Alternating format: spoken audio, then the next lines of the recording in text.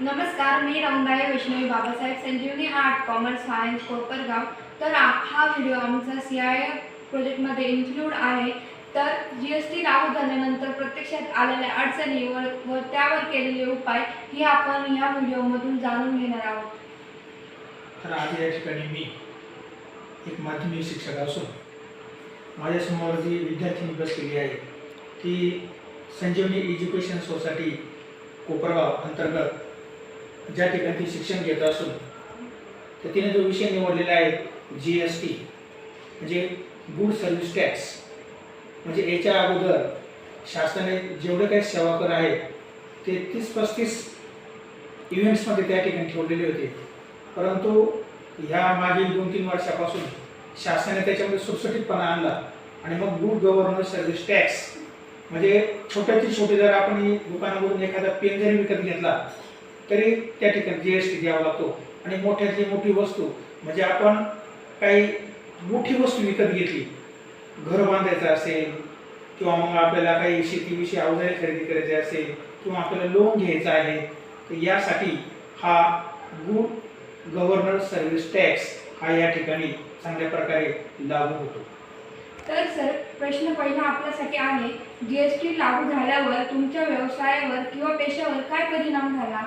बरोबर प्रश्न विचारला तुम्ही. कारण भारत हा कृषी प्रधान देश आहे आणि सुमारे भारतामध्ये 8.5 लाख खेडी आहेत आणि भारताची जी इकॉनॉमी आहे ती जवळजवळ शेती व्यवसायावरच अवलंबून आहे. म्हणजे सुरुवातीला विचार जर केला तर असं वाटायचं की जो आपला प्रमुख व्यवसाय आहे शेती याच्यावर GSTचा जास्त परिणाम होणार, कारण शेतीशी निगडीत भारतामध्ये अनेक प्रकारचे उद्योगधंदे या ठिकाणी उभारलेले आहेत. मग त्यानंतर मग खेडेगावामध्ये जवळजवळ 70% लोक राहतात आणि छोट्या शहरापासून त्याची लोकसंख्या 1 लाख. साधारणपणे भारतामध्ये जे महानगर आहे, उदाहरणार्थ मुंबई आहे, दिल्ली आहे, कोलकाता आहे, चेन्नई आहे, तर भारताची आपण त्याला आर्थिक राजधानी म्हणतो. म्हणजे संपूर्ण देशाचं जे इकॉनॉमिक आहे ते मुंबई या शहरामध्ये आहे. आणि आपण जर विचार केला तर मुंबईचे जे काही बजेट आहे तर ते साधारणपणे नेपाळ, ब्रह्मदेश किंवा मग पाकिस्तान हे जे शेजारचे राष्ट्र आहेत यांचं पूर्ण बजेट आणि एकट्या मुंबई शहराचं बजेट हे आपल्याला या ठिकाणी विशेषतः नमूद करावं लागतं.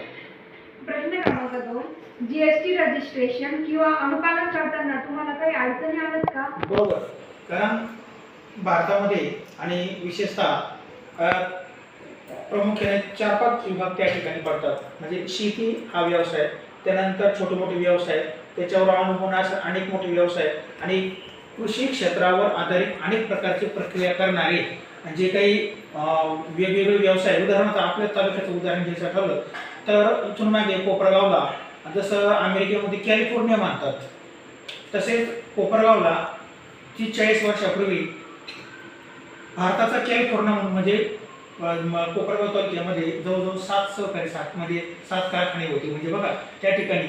आणि मग आज या ठिकाणी 2 साखर कारखाने कार्यरत आहेत आणि या उद्योगधंद्यावर अवलंबून अनेक प्रकारचे व्यवसाय छोटे मोठे त्या ठिकाणी होतातच. आणि GST हा असा आहे की तुम्ही छोट्याची छोटू 1 रुपयाची वस्तूपासून तर 1 लाख रुपयापर्यंत तुम्ही शासनाला त्या ठिकाणी आपण एक सेवा कर त्या ठिकाणी देत असतो.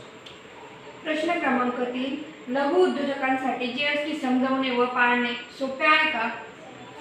तसं पाहायला गेलं तर सुरुवातीला तो एक अवघडच टप्पा आहे. कारण समजा एखादा व्यवसाय करणार आहे, छोटा दुकान टाकायचं आहे त्याला आणि त्याच्याकडे फक्त त्याचं बजेट फक्त 1 लाख रुपये आहे. मग तो पहिले विचार करणार, मग आता मी याच्यातून GST किती भरणार आणि मग मी भांडवल म्हणून किती ठेवणार त्या ठिकाणी.